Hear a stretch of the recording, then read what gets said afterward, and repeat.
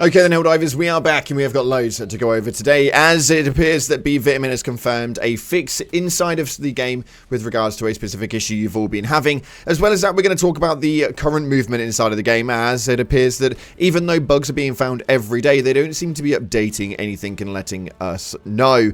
We're going to go through a few ideas of things that we suggest Arrowhead can actually do, because I think that there is a better way than doing it the way they are. This is going to be a big one with a huge post coming up from the Reddit just at the end. If you haven't already, smash that beautiful blue thumbs up and subscribe with post notifications turned on. It'd be greatly appreciated. And make sure you check out our incredible sponsor, Instant Gaming, the platform where you can buy your video games cheaper for PC and console with the best deals, offers, promotions, and discounts, all running up to 70% off. Like right now, the Elder Scrolls Oblivion Remastered is only 37 Great British pounds. It is dirt cheap over there, so the link's in the description to get you games a little cheaper today. And we're giving away some super credits. So if you want to get involved with it, head down to the comment section and put an array of salutes in the comments and it'll enter you in. But with that being said, let's dive into the game and see what it is that's happening right now. So starting off, we're on the Galactic war table and the major order is moving along actually quite nicely. We have defended against 5 attacks from the Illuminate, although the killing of 1.25 billion voteless seems to be our challenge. They are back on Fenrir, attacking the center of science, and we've now got the Democracy space station over there. It appears to be a very dark day indeed, as well, killing 1.25 billion voteless with only 15,000 Helldivers active online is deeming to be pretty damn difficult. I don't think you have to do the maths to know exactly how difficult this could potentially be. We are definitely going to be completing the defense against the Illuminate, but yeah, I think that the killing of 1.25 billion voteless is pretty much off the table. Your superstore though has been updated, and we've got the Doubt Killer, we have got the Lockdown with the Field Chemist, and we've got the Salamander and Firefighter. I've given up looking for the Killzone armor. I just don't actually ever see it come into the game. It's been so damn long now since it's come in. I just don't ever see it making its return. Arrowhead, prove me wrong. This is a challenge. This is a challenge. But taking a look into the back end of things, what it is that's happening inside of the game right now, and what can they do a little bit better? Well, actually, there was a bug that happened yesterday, which was a issue with the scrolling of the difficulty. That's right, people were getting stuck on certain difficulties and were not able to increase or decrease for some weird reason. There's been no updates, but apparently it was broken. B-Vitamin has confirmed that this should now be fixed, and asked a few people in the Discord to check, and it does seem to have actually been sorted.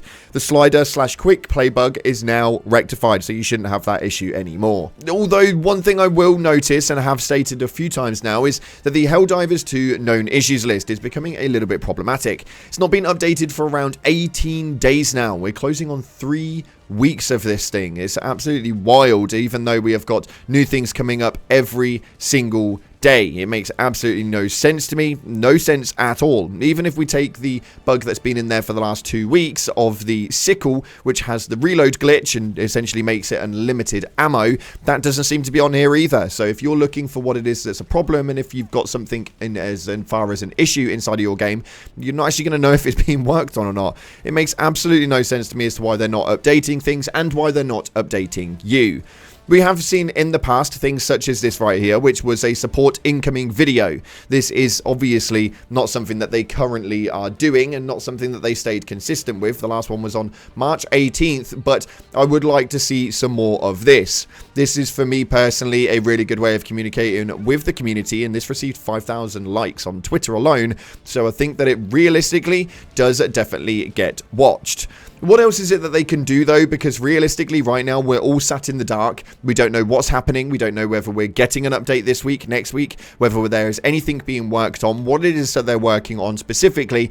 There is actually something that they can do, and for some reason, it's just something that is not ever thought of. Now, this right here is the Arrowhead Zendesk page. Now, this could be utilized 10 times more than what it actually is, as realistically, it doesn't get updated all that often, but we could have a weekly posting. This is a live service model game, and I think that this is something we need to keep in mind. A live service model game works on a basis of being a live service, meaning that the service is live all the time.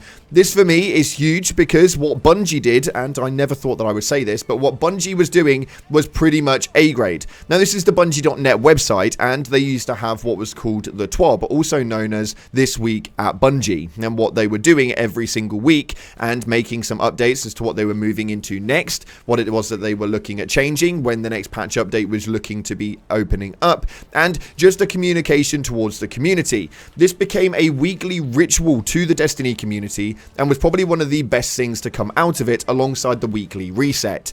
This essentially meant that a live service meant that every single week you had something to work towards, and you knew what it was that they were working on for you to actually experience in the future. This for me would probably be one of the biggest things, if you want to call it a blog post or Arrowhead's updates or whatever it is that they're going to do. This would be the best way for me personally. Now, this is where we start to look into two sides of the community, because the community is currently split between they're only a small studio, let them cook, and I'm getting bored, this is getting stale. Now, I'm going to show you guys this Reddit post right here that states it was never supposed to be this big. Now, for me, this is a little bit of a skeptical one. We're going to go through it and tell you my guys' opinions, and I want to know yours in the comment section below. But it states right here, the TLDR was that this game was supposed to be an indie game, and it's now basically AAA scale. It makes sense. There's few gaps in content, which is an understatement to say the least. The first one right here, it states, it seems like a lot of people don't know that this game wasn't designed to be a huge success it's become. It was designed for maybe double their player base from HD1. Want to know their highest current players in HD1? In all of HD1, it got over 6,000 people as its highest players online. In its entire time running, only 6,744. The entire studio of Arrowhead is only 100 plus people strong, whereas Epic Games and Fortnite have over 4,000 employees. A massively successful game required literally unethical amounts of upkeep. Now, this is where obviously it gets debunked just a little bit. You don't release a game for it not to do well. Now, the original numbers that they were aiming on was based on pre-sales, around 25,000 overall Helldivers that they were going to have inside of the game, which even then is more than what we have now. We've currently got 15,000 Helldivers in the game right now, and they were aiming for around 25,000. They've obviously escalated beyond that point and hit 500,000 at points, and the numbers have escalated massively, but that is, in all honesty, no different to Fortnite. Fortnite was one of those games that was originally a PvE game and was actually never really done that well, and when they released the Battle Royale mode, it exploded into absolute ridiculousness. It's nothing to do with the size of the team. I think that it all obviously scales with the success levels that comes with it, and why it is that Sony isn't backing Arrowhead more to actually provide them with the resources to be able to keep up with this is absolutely beyond me. I am a massive Arrowhead fan. I do work with them and I have absolute love for Helldivers. But the excuse that it's only a small studio and they never anticipated for it to be this large over a year after launch, for me, is a really poor excuse. There has to be something, and for me, communication is key. If we're only going to get anything, make sure that it's communication. If you can't release content, make sure you communicate this. If you cannot update the game in time, make sure you communicate this. Communication is something that the gaming studios all fail on. This was something that Bungie was actually quite good at, and that's my personal opinion. Let me know your comments down in the comment section below.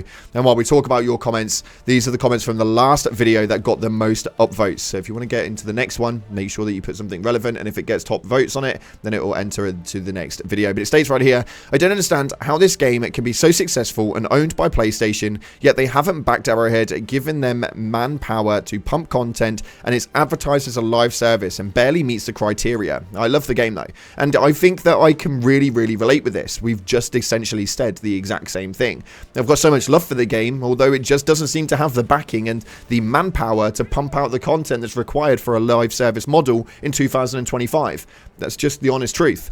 This next comment right here states, the main thing that gets people to play the game is the MO as an incentives. Since most of us are maxed out on resources, we want content that we can fight for. Hell, if I could suggest something to the devs, give us MOs that allow us to preview Warbond content or stratagems. I think that would do wonders. Now, I think that it might do, but it also would kind of lackluster the point when the Warbonds actually released, especially if these things were not actually as good as what they anticipated. So yeah, I think that that could be really good, but it could also be a net negative, and that's just the honest truth. And finally, this one states right here, game is bugged, but if they accidentally give players an upgraded weapon, they fix that real fast, which is not actually true. The Quasar Cannon was around over a week, I think it was, it took them to fix, and the sickle is still broken now 2 and a bit weeks after it was originally found. So I don't think I agree with that one. They're just not fixing things to the level that we require them to. That's just the honest truth.